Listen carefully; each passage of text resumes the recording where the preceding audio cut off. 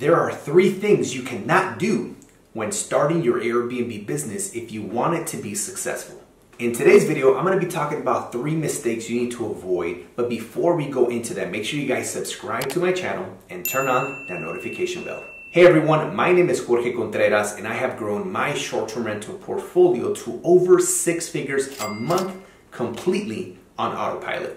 Ladies and gentlemen, I know what it's like starting an Airbnb business. I started mine back in 2017 and there are so many things that you'll be juggling at the beginning and it is very common for you to make many mistakes. So let's talk about the 3 biggest mistakes you need to avoid. Mistake number 1 is not making decisions based on data when it comes to selecting the property that you want to acquire for your Airbnb business. And here's what I mean. Most people, when they want to start an Airbnb, they go on Zillow.com and then they just find a property they like and they're basically flipping a coin hoping that the property will be profitable. What I do and what I've taught 3,000 plus students of mine in the real system to do is use softwares like Mashvisor and AirDNA, where we can look at the existing or projected revenue of Airbnbs in the area. And again, this is based on factual data. So this is how my students and I are able to know if we can double, triple, quadruple whatever we are going to pay in rent. So before you just decide on a property, make sure you look into these softwares so that you can verify that it's going to be a profitable Airbnb based on the existing performance of other similar properties in the area. And make sure you are looking at comparable properties in the amount of bedrooms, bathrooms, square footage, amenities, and location. Those 5 things need to be similar in order for you to use the existing performance to project what yours can do. The second biggest mistake that people make is that they don't look into the regulation in that city. That means you can go through all the work of speaking to a landlord, whether you're subleasing or maybe purchasing a property or maybe managing for somebody else.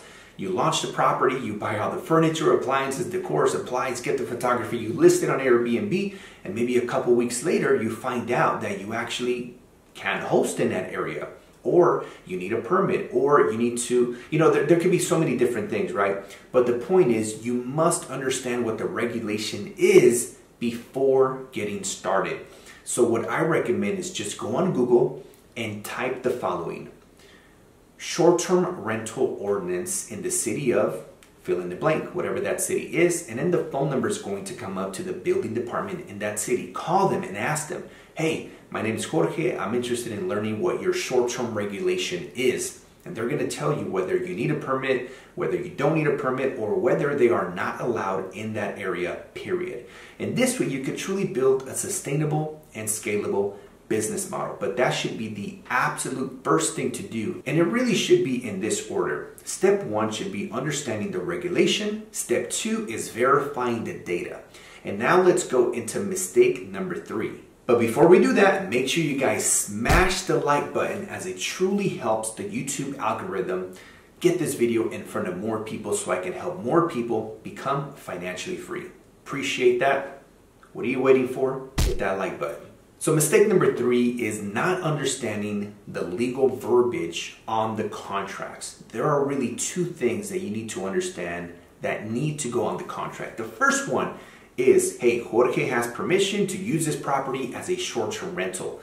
That is very, very important because in all lease agreements, it states that you cannot use the property as a sublease, meaning you cannot rent it and then rent it to other people unless you actually get permission in writing. So make sure you get that in writing, as I just mentioned. And number 2, you have to make sure that you get permission to change the locks. Again, it is very normal in the lease agreements to say that you cannot change the locks. But of course, we're going to set up a keyless entry to automate the entrance and exit of each and every guest. So make sure you also get that in writing. There are so many mistakes to avoid when starting an Airbnb business that can ultimately cost thousands of dollars. And I want to help you avoid making all those mistakes and going through the learning curve yourself. I've always said, look, you don't have to make all the mistakes yourself. Just find someone who already has a result and outcome that you desire and learn from them. And if you want to learn how my students and I have built 6- and 7-figure automated Airbnb businesses without owning real estate, I invite you to click on the link in the description and set up a free 15-minute consultation with my team to see if we can help you get started in the right direction.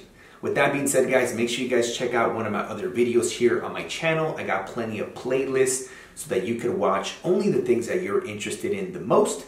And also make sure you guys follow me on my Instagram. And I also have a podcast that I invite you guys to check out. With that being said, guys, I'll see you on the next video.